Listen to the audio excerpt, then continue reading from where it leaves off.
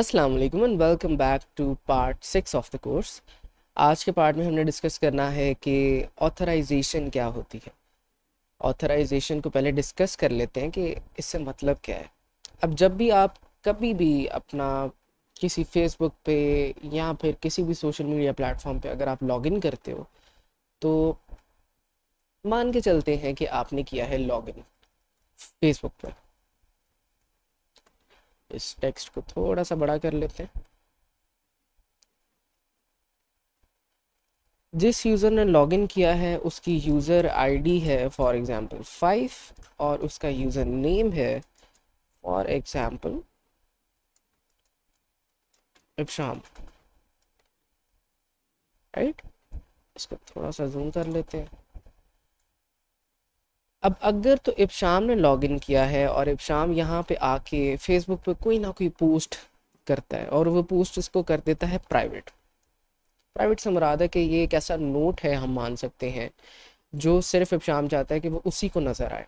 Right, सो कुछ भी secret note है, मैं नहीं चाहता कि मेरा ये वाला नोट कोई और देख सके, ये मेरे अंडर ही रहना चाहिए। अब फॉर सम सिक्योरिटी रीजंस मान के चलते हैं इब्शाम यहाँ पे नोट लिख के पोस्ट करके उसको सेव करके लॉग आउट कर देता, कहीं और किसी शहर से किसी मुल्क से एक और बंदा आता है, वो अपनी फेसबुक पे लॉग इन करता है, उसका नाम है अली।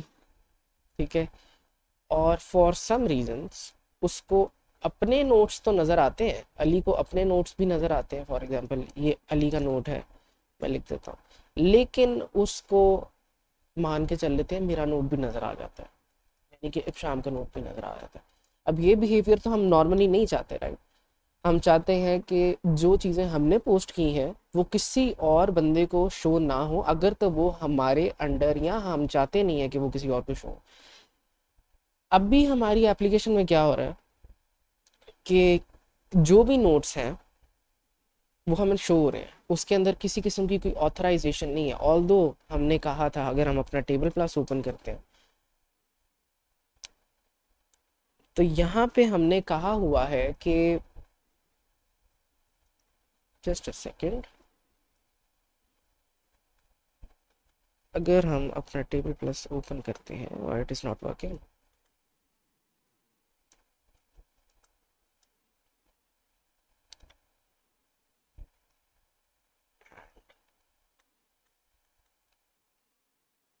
फिर भी अब जब हम नोट्स पे आते हैं तो हमने कहा था कि जिस तरह हमारा ये पहला नोट है, social media is destroying young minds, ये किसी ऐसे बंदे ने लिखा है जिसकी यूज़र आईडी 1 है। इसी तरीके से जो दूसरा नोट है ये लिखा है किसी दूसरे बंदे ने। अगर फॉर एग्जांपल मान के चल लेते हैं कि मैंने अपनी एप्लीकेशन के अंदर लॉगिन किया है, सपोज कर लेते हैं इस यूज़र आईडी से, तो यूज़र आईडी 3 वाला इंसान जो है वो तो ये एक्सपेक्ट नहीं करता ना कि हम उसका नोट देख सकें। ठीक है, तो यहाँ पे आप ऑथराइजेशन को कट कर रहे हो, आप इसको ब्रेक कर रहे हो। हम इसको आज देखते हैं हाई लेवल से कि ऑथराइजेशन कैसे परफॉर्म की जाती है, ताकि आपको हाई लेवल अंडरस्टैंडिंग हो जाए कि ये चीज़ क्या है और अंडरनीथ हो क्या रहा होता है। सो अपनी एप्लीकेशन के ऊपर आते हैं। पहले देखते हैं दोबारा से कोड के अंदर कि हमें प्रॉब्लम फेस क्या करनी पड़ रही है।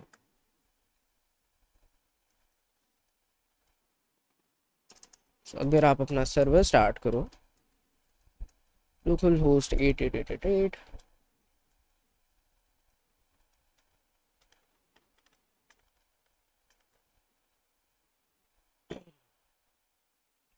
यहाँ पे जब हम अपने नोट्स पे आते हैं तो फर्ज कर लेते हैं कि ये जो यूज़र है, ये जिसकी पिक्चर है, ये हमारा यूज़र है, यूज़र आईडी 2 वाला। अगर मैं इसको खोल लेता हूँ तो हम मान के चल लेते हैं कि ये इब्शाम यूज़र है, राइट।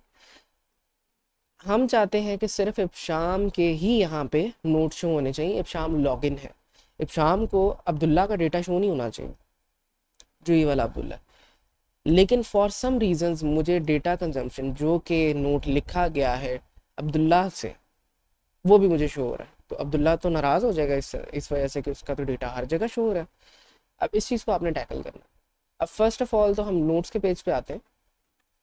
हम यहाँ पे देखते हैं कि यहाँ पे इशू क्या है।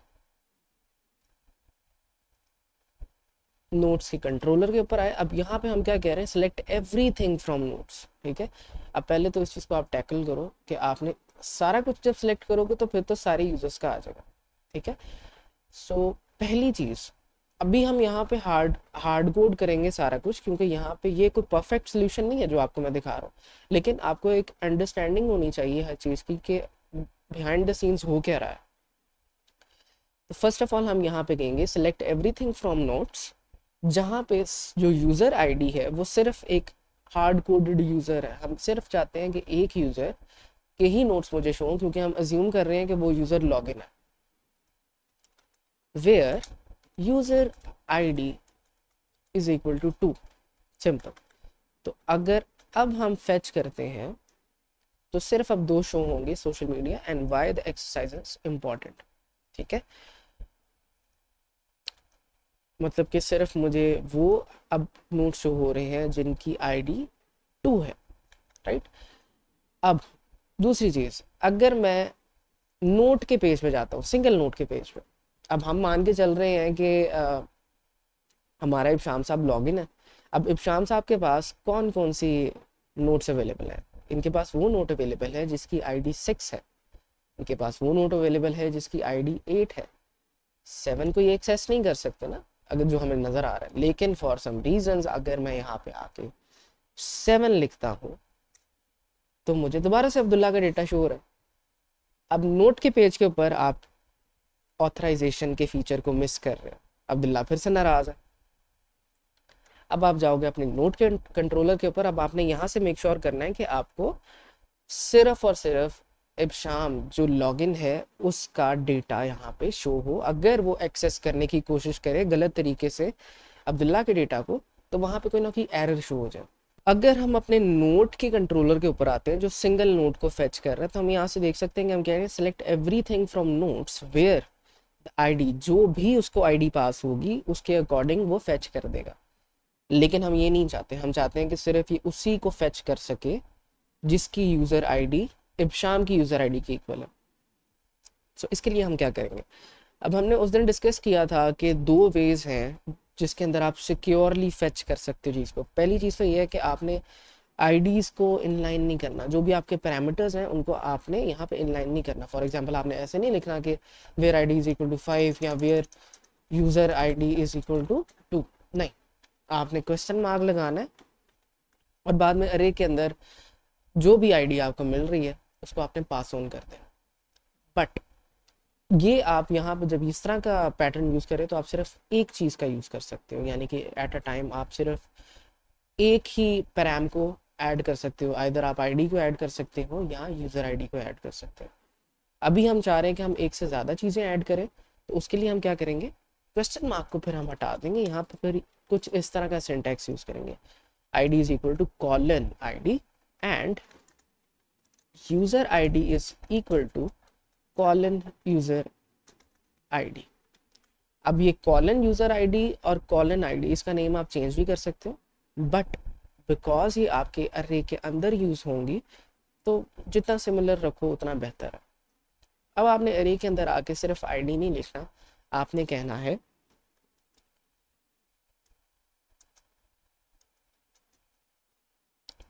आईडी आपकी आईडी के इक्वल होगी और आपकी यूज़र आईडी यूज़र आईडी के इक्वल होगी, जो कि यूज़र आईडी बाय डिफ़ॉल्ट हम हार्ड कोड करेंगे। हमें पता है कि इब्शाम की यूज़र आईडी क्या है, इब्शाम की यूज़र आईडी है 2, तो मैं यहाँ पे अभी एटलीस्ट हार्ड कोड कर रहा हूँ कि इब्शाम की यूज़र आईडी 2 ही है। इसको हम स्ट्रिंग के अंदर करेंगे हार्ड कोड। स्ट्रिंग के अंदर क्यों करेंगे, क्योंकि जो डेटा हमें रिटर्न होगा वो एक्चुअल में स्ट्रिंग में रिटर्न होगा। तो अब भी इसको चेक करते हैं कि अब ये काम कर रहा है। अगर आप आते हो 6 पे तो यहाँ पे आपको सोशल मीडिया मिल रहा है, अगर आप आते हो 8 पे तो ये भी मैंने ही लिखा है, लेकिन जैसे ही आप आते हो 7 पे जो कि अब्दुल्ला का नोट था, तो यहाँ पे आ जाएगा कि ट्राइंग टू ऑफसेट बूल, मतलब कि एक एरर आ गया है कि आपको वो डेटा नहीं मिला। ठीक है, अगर आप इस एरर को देखना चाहते हो तो सिंपली आप यहाँ पे आके नीचे डी कर दें अपने नोट को कि नोट आपको रिटर्न क्या कर रहा है। अगर मैं 6 पे जाता हूँ तो वो मुझे रिटर्न कर रहा है ये वाला सारा ऑब्जेक्ट। अगर मैं 8 पे जाता हूँ तो ये वाला सारा ऑब्जेक्ट रिटर्न कर रहा है या अरे रिटर्न कर रहा है, एसोसिएटिव अरे। अगर जैसे ही मैं अब्दुल्ला वाले नोट पे जाता हूँ तो यहाँ पे बुलियन की वैल्यू मुझे रिटर्न हो रही है जो फॉल्स है, यानी कि डेटा मुझे मेरा रिटर्न ही नहीं हो रहा। क्यों नहीं रिटर्न हो रहा? क्योंकि जो ऑब्जेक्ट मैं फाइंड कर रहा हूँ 7 वाला, उसकी यूज़र आईडी है 3। उसकी यूज़र आईडी वो है जो यूज़र आईडी अब्दुल्ला की है। मैं चाहता हूँ कि मुझे सिर्फ वो चीज़ें रिटर्न हो जिनकी यूज़र आईडी 2 है, right. So as of now हमने एक चीज़ केटर कर ली है, हमने उस चीज़ को टैकल कर लिया कि अब हमें सिर्फ और सिर्फ अब शाम के नोट शो हो रहे हैं। एक दूसरी चीज़ अब इसमें ये है कि देखें, फॉर सम रीजंस मान के चलते हैं कि हमें जब नोट नहीं मिलता तो हम ये यूज़र को ये बूलियन का एरर तो नहीं दिखाना चाहते ना, हम चाहते हैं कि यहाँ पे कुछ ना कुछ आ जाए, हम कह सकें कि पेज नॉट फाउंड या इस तरह की कोई चीज़। तो यहाँ पे हम लिखते हैं कि इफ़ अगर नोट का डेटा एम्प्टी है या फॉल्स है तो क्या करो, जो अबॉर्ट फंक्शन हमने लिखा था अगर आपको याद हो, अगर आप यहाँ पे आ जाओ हेल्पर फंक्शंस के अंदर, कहाँ पे हमने अबॉर्ट फंक्शन लिखा था अपना, I think it was in, search कर लेते हैं अबॉर्ट फंक्शन, ये राउटर के अंदर हमने लिखा हुआ अबॉर्ट 404। अगर इसको मैं खोलना चाहूँ तो यहाँ पे हमने लिखा हुआ था कि अबॉर्ट फंक्शन हमारा क्या करता है, ये कोई स्टेटस कोड लेता है, उसके अकॉर्डिंग HTTP का रिस्पॉन्स जाता है और स्टेटस कोड के ही अकॉर्डिंग उसको उसका पेज शो हो जाएगा। बाय डिफ़ॉल्ट हम कह देते हैं कि हमारा जो स्टेटस कोड है अगर उसके अंदर कुछ पास नहीं किया जाएगा तो वो 404 है। अपना दोबारा नोट के ऊपर आते हैं, अगर नोट हमें नहीं मिलता तो आप अबॉर्ट फंक्शन को कॉल कर लो। दोबारा आते हैं तो यहाँ पे आ जाएगा पेज नॉट फाउंड, ठीक है। और राइट नाउ हम अगर कुछ नहीं पास कर रहे क्योंकि डिफ़ॉल्ट वैल्यू 404 है तो वो ऑटोमेटिकली लिखी जा रही है, लेकिन बेहतर यही होता है कि आप एक्सप्लिसिटली भी लिख दो। जो काम हमने किया है अपने नोट के साथ कि अगर नोट नहीं मिलता तो आपने एक 404 पेज नॉट फाउंड का एरर शो करना है। अब नोट नहीं मिलता से मुराद है या ऐसा नोट जो डेटाबेस पे अवेलेबल ही नहीं है। अब दूसरा एरर हमने यहाँ पे ऑथराइजेशन का देना है। मान के चल लेते हैं कि इब्शाम हमारा करंट यूज़र है, लॉग्ड इन है, वो ट्राई करता है अब्दुल्ला के नोट को कैप्चर करने की, लेकिन अब्दुल्ला लॉग्ड इन नहीं है, इब्शाम लॉग्ड इन है।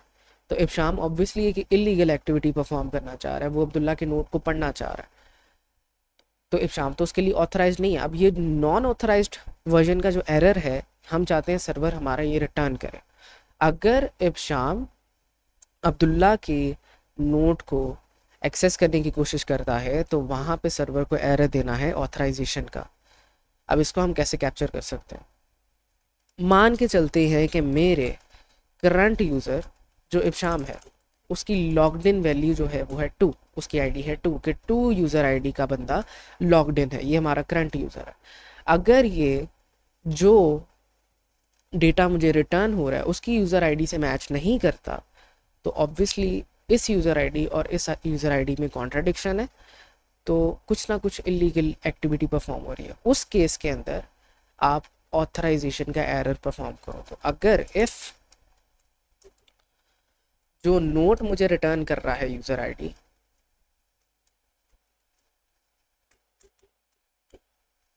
वो नहीं मैच करेगी मेरी करंट यूज़र आईडी से। अब देखें, बात सिंपल ये है कि अगर इब्शाम लॉगिन है तो उसको 2 यूज़र आईडी का ही डेटा शो होगा ना। अगर उसको किसी और यूज़र आईडी का डेटा शो हो रहा है इसका मतलब है कि इब्शाम कुछ ना कुछ कर रहा है। तो अगर ये दोनों चीज़ें मैच नहीं करती तो फिर आपने क्या करना है, अबॉर्ट का एक फंक्शन रन करना है 403 एरर के साथ। अब 403 क्या है? 403 स्टेटस कोड आप तब यूज़ करते हो जब आप ऑथराइजेशन के एरर्स देना चाहते हो, जब आप एरर देना चाहते हो यूज़र को कि आप जो डेटा एक्सेस करना चाह रहे हो वो अवेलेबल नहीं है आपके लिए, आप उसको एक्सेस नहीं कर सकते ऑल्दो वो पड़ा हुआ है डेटाबेस के अंदर। अब ये भी एक आप कह सकते हो कि एक प्रॉब्लम है कि हैकर्स अगर फॉर एग्जांपल आते हैं आपकी वेबसाइट पे, अगर नोट नहीं है तो वो तो पेज 404 का एरर दे देगा कि नोट अवेलेबल ही नहीं है। लेकिन अगर उसको एक एरर मिलता है ऑथराइजेशन का, तो वहाँ पे उसको एक चीज़ तो पता लग गई है कि वो नोट डेटाबेस में अवेलेबल है, बस मैं उसको एक्सेस नहीं कर पा रहा। तो हो सकता है वो उसके लिए कोई और तरीका आजमाए। लेकिन एज ऑफ नाउ इस पर बात करते हैं। अगर मेरी यूज़र आईडी जो मेरी डेटाबेस रिटर्न कर रही है वो मेरी करंट यूज़र आईडी के साथ जो लॉग्ड इन है उसके साथ मैच नहीं करती, तो अबॉर्ट एरर आना चाहिए। अब प्रॉब्लम यहाँ पे सिर्फ एक है, लेकिन पहले हम इसको टेस्ट करते हैं। अगर मैं 6 के साथ ट्राई करता हूँ तो मुझे नोट मिलता है। क्यों मिलता है? क्योंकि मेरी जो लॉग्ड इन वैल्यू है वो इब्शाम है, वो मैच कर रही है। अगर मैं 8 के साथ ट्राई करता हूँ तो वो भी काम करेगा। अगर मैं यहाँ पे कुछ इस तरह ट्राई करता हूँ तो क्या ही काम करेगा? पेज नॉट फाउंड आ जाएगा। क्यों पेज नॉट फाउंड आएगा? क्योंकि इस तरह का डेटाबेस के अंदर एग्जिस्ट ही नहीं करता नोट। अब हम बात करते हैं 7 की। 7 डेटाबेस में एग्जिस्ट करता है, लेकिन सिर्फ प्रॉब्लम ये है हमने यहाँ पे लिखा हुआ है कि हमें यूज़र आईडी 2 ही चाहिए। हमें वो नोट रिटर्न करो जिसकी यूज़र आईडी वो हो, जो यूज़र आईडी हम पास करें 7। वो तो करेक्ट है, 7 वाला डेटा पड़ा हुआ है, लेकिन जो 7 वाला डेटा है, जो नोट है, उसकी यूज़र आईडी 2 नहीं है। तो इस वजह से ये चीज़ मुझे फॉल्स रिटर्न करेगी। अगर ये फॉल्स रिटर्न करेगी तो हमारा पेज नॉट फाउंड यहाँ पे चल जाएगा, क्योंकि फॉल्स है ये। फिर यहाँ तक बात ही नहीं आएगी। हमने क्या करना है, हमने अब अपनी यूज़र आईडी को यहाँ से रिटर्न कर देना और रिमूव कर देना। और अब क्या होगा? अगर उसको डेटा मिलता है वो डेटा रिटर्न करेगा। इससे हमें पता लग गया कि हमारी नोट तो अवेलेबल है, तो पेज नॉट फाउंड को हमने शो नहीं करना। फिर यहाँ पे चेक होगा कि जो नोट हमें रिटर्न किया गया है क्या उसकी यूज़र आईडी मेरे करंट यूज़र आईडी से मैच करती है। अब वो नहीं करेगी, क्योंकि 7 यूज़र आईडी के साथ अब्दुल्ला बैठा हुआ है। 7 यूज़र आईडी 2 के साथ मैच नहीं करती, इब्शाम के साथ मैच नहीं करती, तो अबॉर्ट का एरर शो हो जाएगा। अब अगर हम दोबारा से कोई ऐसा नोट देखते हैं जो डेटाबेस में अवेलेबल ही नहीं है, तो पेज नॉट फाउंड आएगा। जो डेटाबेस में अवेलेबल है, जो करंट यूज़र के साथ मैच कर रहा है, तो नोट शो होगा।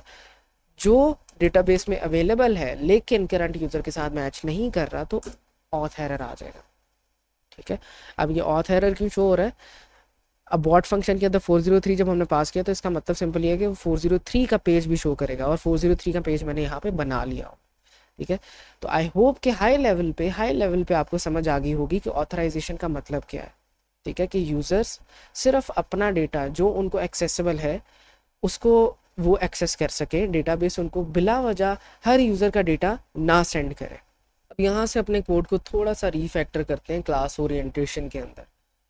अब जो हम यहाँ पे 403 404 पास कर रहे हैं, इट्स फाइन, लेकिन क्या वो ज़्यादा अच्छा नहीं होगा कि हमारे पास एक क्लास होगी जहाँ पे हमारे सारे रिस्पॉन्स कोड्स लिखे हैं और उनका मतलब भी लिखा हो, राइट?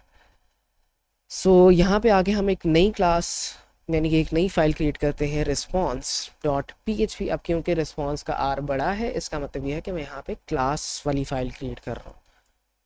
php यहाँ पे क्लास क्रिएट की रिस्पॉन्स, और इसके अंदर अब हमने बात करनी है कि क्लास कॉन्स्टेंट्स क्या होते हैं। हमने पहले भी कॉन्स्टेंट्स यूज़ किए हैं काफ़ी ज़्यादा। अगर आप अपने डेटाबेस के अंदर आओ तो हमने यहाँ पे बात की थी कि हम ये पीडीओ का कांस्टेंट यूज़ कर रहे हैं, ये पीडीओ का कांस्टेंट यूज़ कर रहे हैं। इसी तरीके से अब हमने अपने कांस्टेंट्स क्रिएट करने हैं। response.php के अंदर आए, यहाँ पे हमने लिखा कॉन्स्ट का मतलब है कांस्टेंट, और const not found is equal to 404। Constant जो आपका होता है ये ऐसी वैल्यू होती है जो वैल्यू कभी भी चेंज नहीं होने वाली, तो इसको आप कैपिटल के अंदर लिखते हो, ये कन्वेंशन है। उसके बाद दूसरा जो हम एरर यूज़ कर रहे हैं वो है हमारा फॉरबिडन एरर। फॉरबिडन एरर आप इसको कह सकते हो, आप इसको ऑथराइजेशन एरर कह सकते हो, आपकी अपनी मर्जी। फॉरबिडन एरर, और ये है हमारा 403। अब यहाँ पे हमारी क्लास एंड हो जाती है। अब ये क्लास सिर्फ ये रिप्रेजेंट कर रही है कि हमने रिस्पॉन्सेस के कौन कौन से एरर्स हैं जो अपनी एप्लीकेशन के अंदर यूज़ किए। इस कांस्टेंट को एक्सेस करने के लिए मुझे सिंपली अपना स्कोप रेजोल्यूशन ऑपरेटर का यूज़ करना है, ये डबल कॉलन का। तो हम यहाँ पे आएंगे अपने नोट इसके अंदर वापस, और यहाँ पे आके सिंपल लिख देंगे रिस्पॉन्स कॉलन कॉलन और 404 यानी कि नॉट फाउंड। और सिमिलरली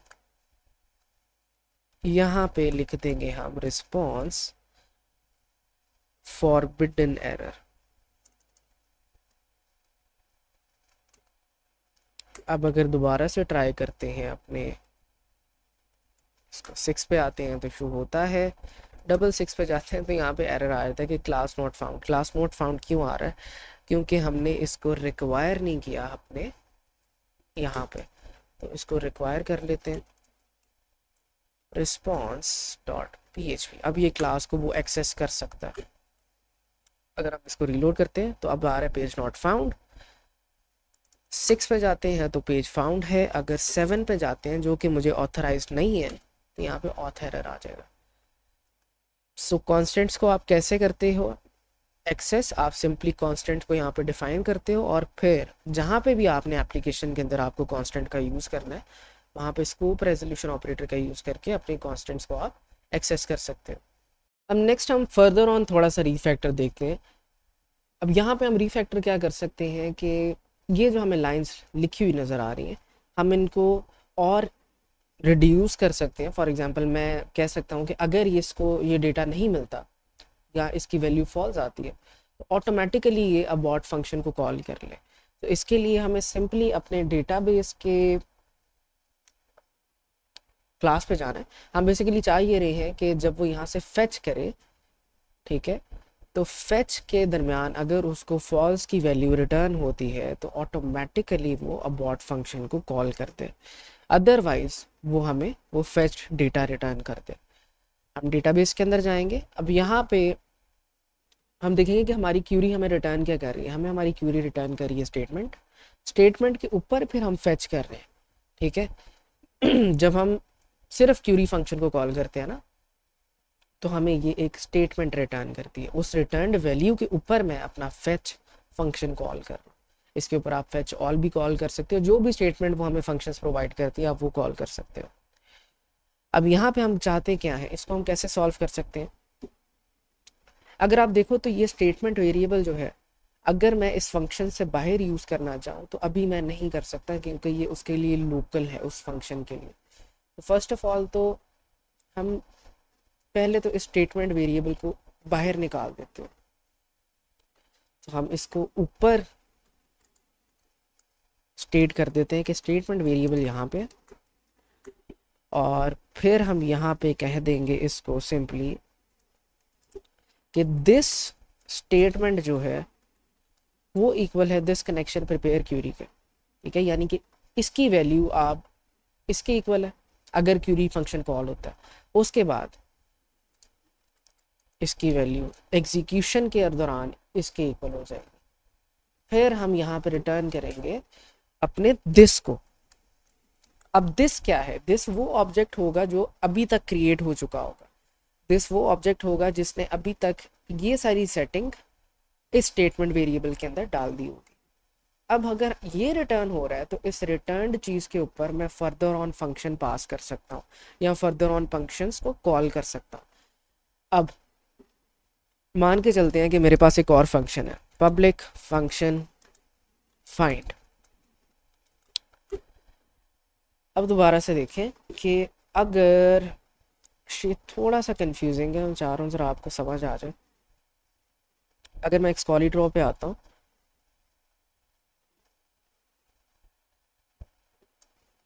हमारे पास जब हम कंस्ट्रक्टर को कॉल कर रहे हैं ना तो एक फंक्शन क्रिएट हो, एक ऑब्जेक्ट क्रिएट हो रहा है जिसके अंदर फर्स्ट ऑफ ऑल तो दो डेटा वेरिएबल हैं, एक कनेक्शन नाम का और एक स्टेटमेंट नाम का। फिर हमारे पास एक फंक्शन है जिसका नाम है क्यूरी। जब मैं क्यूरी फंक्शन को कॉल करता हूँ तो क्या होता है, हमारी स्टेटमेंट वेरिएबल की वैल्यू चेंज हो जाती है। कुछ इसके अंदर आ जाता है, एक ऑब्जेक्ट क्रिएट होके आ जाता है जिसके अंदर आपके पास कुछ डेटा है, कुछ फंक्शंस हैं जिनको आप कॉल कर सकते हो, फेच ऑल वगैरह, राइट। सो उस डेटा के करंट की वैल्यू चेंज हो गई है। अब ये क्यूरी फंक्शन आपको क्या रिटर्न कर रहा था, ये क्यूरी फंक्शन आपको जो दिस रिटर्न कर रहा था, ये दिस रिप्रेजेंट करता है इस पूरे ऑब्जेक्ट को। ये जो पूरा ऑब्जेक्ट आपको नजर आ रहा है, इसके अंदर आपके पास स्टेटमेंट भी है, कनेक्शन भी है, क्यूरी भी है। अब अगर मैं इस के ब्लूप्रिंट के अंदर फाइंड ऐड कर देता हूँ ना, तो इसका मतलब सिंपली ये है कि क्यूरी के अलावा फिर इसके पास ये फाइंड ऑब्जेक्ट भी है। अब फाइंड ऑब्जेक्ट के अंदर फॉर एग्जांपल मैं चाहता हूँ कि रिटर्न हो दिस स्टेटमेंट फेच। अगर मुझे सिर्फ एक ऑब्जेक्ट को फेच करना है, एक चीज़ के डेटा को फेच करना है, तो मैं फाइंड का यूज़ करूँ। ठीक है, अब मैं यहाँ पे दूसरा फंक्शन डाल देता हूँ, फाइंड एंड फेल। अगर दिस फाइंड को कॉल किया जाता है, अब दिस फाइंड क्या है, ये वाला ये फंक्शन अगर इसको कॉल किया जाता है, और अगर इसको कॉल किया जाता है तो ये क्या रिटर्न करता है, दिस स्टेटमेंट फेच, ये एक रिजल्ट को रिटर्न करता है। अगर इसको फेच किया जाता है तो जो इसका रिजल्ट रिटर्न होगा वो स्टोर कर दो आप एक रिजल्ट वेरिएबल के अंदर। अगर ये रिजल्ट वेरिएबल फॉल्स है मान के चलते हैं, so if result variable is false, तो आप यहाँ पे अबॉर्ट फंक्शन को कॉल कर दो जो हमने बनाया। अबॉर्ट को मैं सिर्फ अभी डायरेक्टली कॉल कर रहा हूँ, अगर डायरेक्टली कॉल करेंगे तो क्या होगा, 404 एरर आपको शो हो जाएगा, राइट। अब इसके अंदर आप दूसरी क्लास को भी ऐड कर सकते हो वैसे अगर आप चाहो, तो रिस्पॉन्स कॉलन कॉलन और नॉट फाउंड, राइट, आप इस चीज़ को भी ऐड कर सकते हो। Solve fine. अब लास्टली जो मैं चाहता हूँ हमारे पास एक फंक्शन हो जो सारे डेटा को फेच कर ले, तो उसके लिए हम लिखेंगे public function get return this statement, और स्टेटमेंट के ऊपर जो हमारे पास फेच ऑल फंक्शन है इसको रिटर्न कर देते हैं। जो चीज़ें हमने लिखी हैं इसके फ्लो को समझने की कोशिश करते हैं। अगर मैं किसी चीज़ पे क्यूरी करता हूँ डेटाबेस के लिए, तो मेरी यहाँ पे क्यूरी तैयार होगी, मेरी स्टेटमेंट प्रिपेयर हो जाएगी, एग्जीक्यूट हो जाएगी, लेकिन मैं उसकी स्टेटमेंट को रिटर्न नहीं करूँगा, ना ही फेच करूँगा। मैं पूरे के पूरे प्रोजेक्ट को, अपने पूरे ऑब्जेक्ट को रिटर्न कर दूँगा। नेक्स्ट हमारे पास एक फाइंड फंक्शन है और हमारे पास एक फाइंड एंड फेल फंक्शन है। फाइंड फंक्शन एक सब्सटीट्यूट फंक्शन है जिसको हम दूसरे फंक्शन के अंदर यूज़ करें। तो अभी फर्स्ट ऑफ ऑल हम इसकी बात करते हैं। अगर मैं चाहता हूँ कि मैं सिर्फ एक स्पेसिफिक ऑब्जेक्ट को निकालना चाहता हूँ, एक डेटा को निकालना चाहता हूँ, तो मैं फाइंड एंड फेल का यूज़ करूँ। ये क्या करेगा, ये दिस डॉट फाइंड को कॉल करेगा। दिस डॉट फाइंड क्या करेगा, स्टेटमेंट के अंदर से सिर्फ क्यूरी के मुताबिक एक डेटा को फेच करेगा, उसको रिटर्न करेगा, वो रिजल्ट के अंदर आ जाएगा। अगर तो रिजल्ट ट्रू है यानी कि डेटा अवेलेबल है तो ये कॉल नहीं होगा, अगर डेटा फॉल्स है, रिटर्न नहीं हुआ, तो यहाँ पे आ जाएगा पेज नॉट फाउंड। ठीक है, नेक्स्ट गेट फंक्शन क्या करता है, ये स्टेटमेंट पकड़ता है और सारे के सारे डेटा को फेच कर लेता है। अब यहाँ पे आके इसको यूज़ करते हैं। नोट्स के अंदर अगर आप आते हो तो हम यहाँ पे कह रहे हैं select everything from notes where user ID is 2। हम चाह रहे हैं कि यूज़र आईडी जिसकी 2 है उसके सारे नोट्स आ जाए। अब सारे से मुराद होता है कि सारे आ जाए, हम किसी एक नोट की बात नहीं कर रहे, हम सारे के सारे नोट्स का डेटा वहाँ पे शो करना चाह रहे हैं, तो यहाँ पे हम गेट का यूज़ करेंगे। और नोट के अंदर अगर आप आते हो तो यहाँ पे आप यूज़ करोगे, आप कह रहे query select everything from notes where U ID is equal to ID. अब आईडी जो है, जब आप आईडी का सिंपल यूज़ करें तो नोट की स्पेसिफिक एक आईडी है ना, हर नोट की एक आईडी है, तो आपको एक ही ऑब्जेक्ट रिटर्न होने वाला है। तो यहाँ पे आप फाइंड एंड फेल का यूज़ करोगे। इसका मतलब ये है कि सिंपली आपको एक नोट चाहिए, अगर वो नोट आपको नहीं मिलता तो आप नॉट फाउंड को एग्जीक्यूट कर दो। अब यहाँ से अगर आप ये ख़त्म कर दोगे ना तो भी वर्क कर जाएगा आपका। वापस आते हैं नोट्स पे आते हैं, तो यहाँ पे आपको वो सारे नोट्स शो हो रहे हैं जो यूज़र आईडी 2 के हैं नोट्स पेज पे। अगर आप किसी एक पे क्लिक करते हो तो आपको वो शो हो रहा है। अगर आपने कोई ऐसा नोट यहाँ पे लिखा है जो अवेलेबल नहीं है डेटाबेस के अंदर, तो यहाँ पे आ जाएगा page not found, even though हमने वहाँ से वो पेज नॉट फाउंड वाली लॉजिक को ख़त्म कर दिया।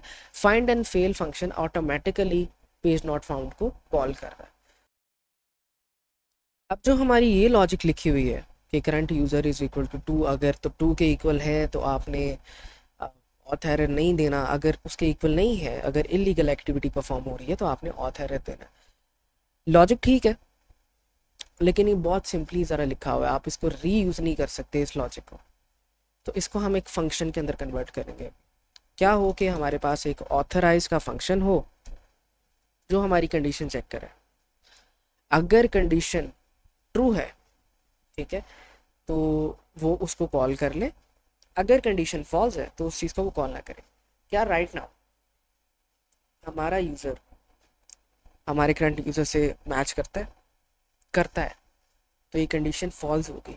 अगर नहीं मैच करेगा तो ये कंडीशन ट्रू होगी। अभी मैच करता है तो फॉल्स है। तो क्या हो कि ये कंडीशन को मैं यहाँ पे पास कर दूँ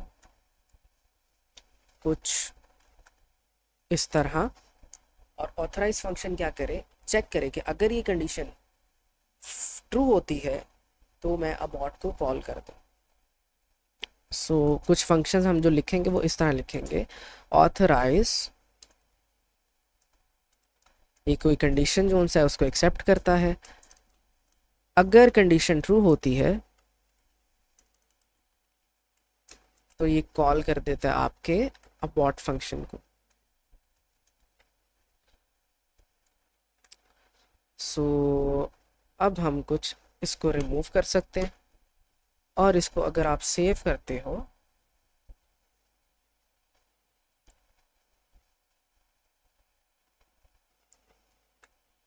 इस फंक्शन को ऊपर कर देते हैं,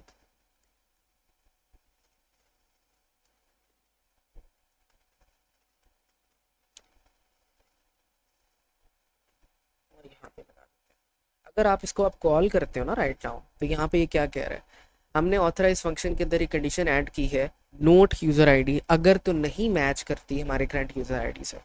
अभी मैच करती है, 2 और 2 दोनों मैच करते हैं, कंडीशन फॉल्स है। जब ये कंडीशन ट्रू होगी तो आपने अबॉर्ट को कॉल करना है।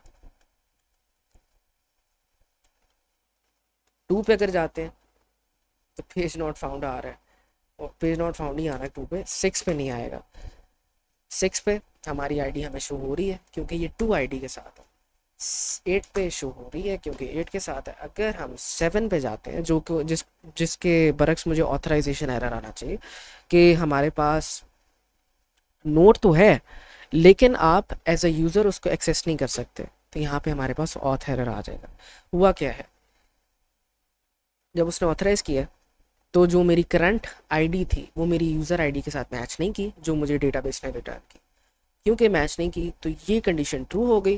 जब ये कंडीशन ट्रू हो गई तो फिर अबॉर्ट फंक्शन कॉल हो गया, सिंपल एज दैट। अब इस ऑथराइज फंक्शन को हम यहाँ से हटाते हैं और अपने हेल्पर फंक्शन के अंदर पेस्ट कर लेते हैं।